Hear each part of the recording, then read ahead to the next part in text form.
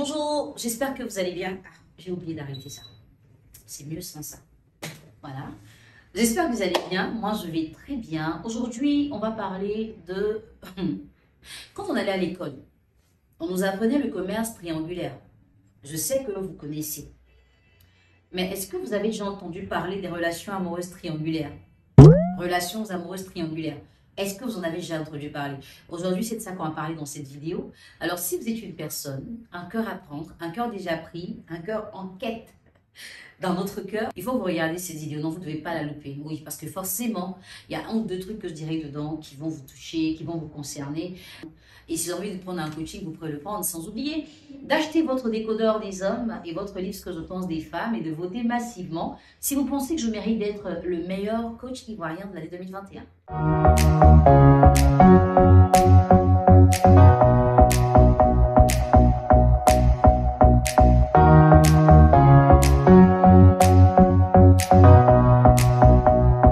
Relation amoureuse triangulaire. C'est un concept qui existe, hein. On ne lui avait pas collé un nom. Et je sortais d'une séance de coaching avec une de mes étoiles et elle m'a dit, coach, il faut penser à faire une vidéo sur ça parce que non, ça devient trop. C'est pas normal, c'est pas sérieux. Et je dis, ouais, c'est vrai, hein. Parce que des fois, on se dit, bon, il y a des sujets, mais tous les sujets valent la peine d'être abordés. Et surtout quand on parle de relations amoureuses triangulaires. Je vous explique un peu le concept. Vous rencontrez quelqu'un et la personne vous dit, je suis dans une relation qui ne se passe pas très bien. Je suis même en train de me séparer. Mais je ne veux pas perdre de temps parce que j'en ai déjà trop perdu dans ma relation précédente. Et j'aimerais bien qu'on prenne le temps de se connaître, le temps que tout soit officiel de l'autre côté. Et puis comme ça, au moins, on aura gagné en temps. Et donc, quand vous rentrez dans la relation, vous savez qu'il y a déjà quelqu'un, mais qui est en train de partir. Ou du moins, c'est ce qu'on vous a fait croire. Et vous êtes donc dans votre dynamique, vous patientez. Il y a l'autre option, vous êtes avec votre partenaire, il y a un problème et vous dites, on va faire une pause. Et si vous êtes du genre à vous dire que pendant la pause, tout ce qui se passe ne compte pas, quand vous revenez de la pause, le partenaire ou la partenaire vous dit, en fait, pendant la pause, j'ai rencontré quelqu'un et on a commencé à avoir une relation. Bon, il n'y a rien de mal, hein, il n'y a pas de souci. Il ou elle ne m'a rien fait de grave. Bon, c'est vrai que tu es revenu, on s'est réconcilié, mais il faut bien que je puisse me séparer de cette personne avec la manière dont je ne peux pas lui dire comme ça, c'est bon. Donc, laisse-moi le temps de régler le problème. Dans ce concept, encore, vous êtes informé. Il y a quelqu'un qui est là. Que la pause a peut-être installé. Des fois, même, c'est même pas la pause qu'il a installée. C'est des fois la raison pour laquelle il y a eu la pause, mais c'est implicite. Et vous vous dites, ok, de toute façon, je ne vais pas venir tout casser. C'est vrai, on a fait une pause, chacun a eu le temps de faire ce qu'il voulait. Et puis bon, la personne n'a rien demandé, donc j'observe. Donc, vous validez un rival ou une rivale et vous activez le mode patience en vous en espérant que le partenaire que vous avez soit franc, sincère et qu'il vous dise enfin, c'est bon, c'est fini, on est deux, on n'est plus dans un triangle.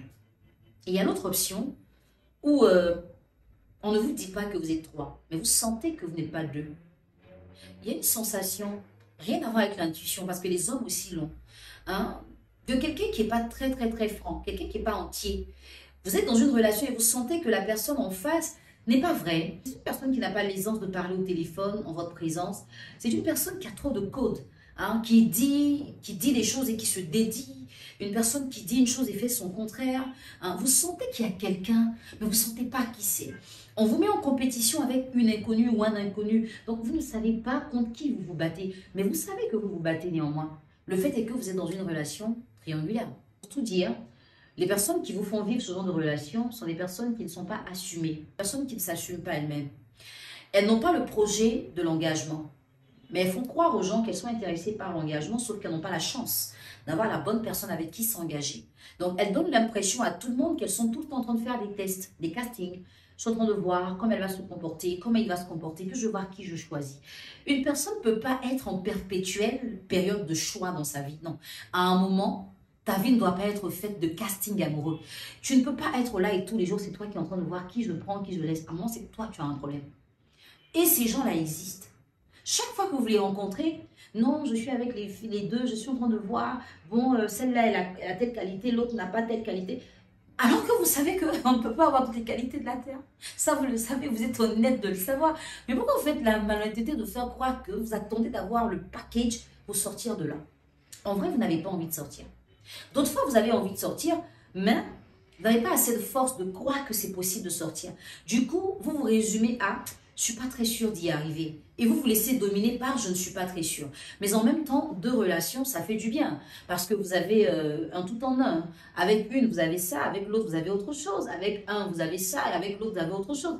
Et ça vous met dans un état qui vous plaît. Sauf que ça dérange votre partenaire. Mais combien de personnes sont prêtes à bouder leur plaisir pour faire plaisir à quelqu'un qui ne sait pas ce que le plaisir qu'ils sont en train de bouder leur fait du bien? Ça fait trop de choses. Mais je pense qu'on se comprend. Donc, être dans une relation amoureuse triangulaire, c'est très dommage. Parce que vous êtes tout le temps en train d'attendre. Un peu comme une personne qui a posé son CV en entreprise et qui ne sait pas quand est-ce qu'on va l'appeler. Quand est-ce qu'il va me dire que c'est bon? Quand est-ce qu'il va me dire que c'est fini? Et il y en a même qui vivent et qui commencent maintenant à se challenger pour rester la personne qu'on va choisir. En posant chaque jour des actions pour qu'on puisse les maintenir. C'est-à-dire qu'on vous a tellement mis en compétition qu'à un moment, vous vous dites, il faut que la victoire soit de mon côté. Et il y en a qui vont aller maintenant du côté de la belle famille, essayer d'aimer tout le monde, de faire des cadeaux, d'être la personne la plus docile possible. À un moment, vous n'aimez pas quelque chose, vous validez, c'est pas grave. Il faut que je lui montre que je suis une femme simple, pas trop compliquée, parce qu'au final, il faut qu'il me choisisse. Ou bien, je lui montre que je suis un homme qui peut banquer dès qu'elle a un projet, moi je suis prêt. Parce que l'autre, là, il est un peu hésitant, son style avare et tout. Quand je lui présente le tableau de l'homme qui est prêt à tout, qui peut tout assurer, et sache que moi, je ne suis pas n'importe qui. Et là, vous êtes dans une démonstration. Pour une personne qui a déjà fait son choix des fois, mais qui attend une période pour présenter le choix. Les gens qui vous font vivre des triangles amoureux ont leur idée sur le choix de personnes qu'ils feront. Mais ils ont envie de savourer le plaisir de voir deux personnes œuvrer pour les garder. Il y a des gens comme ça qui n'ont pas été vraiment aimés dans leur enfance et qui se rattrapent quand il s'agit des relations amoureuses. Il y en a qui ont été trop aimés, mais qui, en découvrant l'amour entre un homme et une femme, ou dans le sens opposé, ont senti qu'il y avait une baisse d'intensité au niveau de la manifestation des sentiments. Qui aiment sentir que l'autre me veut, celui-là me veut, celle-là me veut. Des gens comme ça, comme dans le chapitre 1 du livre Décodeur des hommes, quand M. Aymar Kofi disait « J'aimais bien sentir que les femmes me tournent autour et que chacune d'elles me désire à sa façon. Là où quand j'étais petit, on ne me donnait pas cette attention-là, hein, ou bien que l'autre n'avait pas, moi je préfère. » Vous voyez un peu ce que je veux dire? C'est un livre que vous devez lire absolument, hein. Pareil que ce que je pense des femmes. C'est des livres que vous devez forcément lire. Donc pour sortir d'un triangle amoureux, il faut déjà que vous puissiez savoir que ce triangle n'est pas fait pour vous arranger. Parce que là où vous pensez que si je dis que je pars, j'ai perdu, vous avez déjà perdu parce qu'on vous a mis en concurrence, alors qu'idéalement ou initialement, la relation n'était pas faite pour être à trois. À partir du moment où les principes d'une relation sont brisés, la relation n'existe plus. Donc ne croyez pas qu'en restant là pour squatter une place dans le cœur d'un homme ou d'une femme, ça vaut mieux que de partir et savoir que vous n'êtes plus là. La deuxième chose que vous devez comprendre, c'est qu'un triangle amoureux profite qu'à la personne qui l'a initié. Ça ne vous profite pas à vous. Et vous ne pouvez pas vivre une relation amoureuse en étant en perpétuel recommencement, en étant tout le temps en train de vous poser des questions auxquelles vous n'aurez pas de réponse. Ou même si vous avez des réponses, elles ne sont pas de vraies réponses. Le triangle amoureux, des fois, il faut oser le quitter pour voir si la personne qui vous a mis dans ce triangle tient vraiment à vous. Parce que tant que vous êtes toutes les deux disponibles, parce que des fois, vous deux, vous ne savez pas que vous existez, il n'y a que cette personne qui sait que vous existez. Mais tant que les deux personnes ignorantes de la situation ou sachant le concept sont disponibles, qu'est-ce qui pousse l'autre à se décider ou à s'engager? Rien. Donc, des fois, c'est votre action de sortir qui va créer l'engagement. Parce que la personne saura, elle n'est plus à ma disposition, il faut que je fasse quelque chose. Et si c'est vous qu'elle a choisi, elle sera obligée de se débarrasser de l'autre pour rester avec vous. Mais ne pensez pas que rester là, bah oui, il n'a pas appelé, maintenant il n'appelle plus. Hein. Avant il appelait tout le temps, maintenant il n'appelle plus. Ça c'est rien. Ça peut être une mauvaise passe, ça peut être un petit problème de couple entre les deux. Ça ne veut pas dire qu'ils sont des sexes. Des fois, quand vous sentez que votre relation n'est plus en train de respecter les principes de base que vous avez établis au départ, il ne faut pas avoir peur de faire une mise à jour. Et si la mise à jour ne passe pas, je pense qu'il faut aller faire quoi? Pour vous qui êtes fort en informatique, c'est quoi qu'il faut? Mais en vrai, il faut absolument faire quelque chose. Ne restez pas dans ce genre de triangle parce que vous encouragez ceux qui les créent et vous restez leurs victimes tant qu'ils ont envie. C'est un peu comme les manipulateurs. On va dire que c'est une branche de la manipulation amoureuse. Hein? Relation amoureuse triangulaire, c'est un dérivé de manipulation en amour. J'espère qu'on se comprend.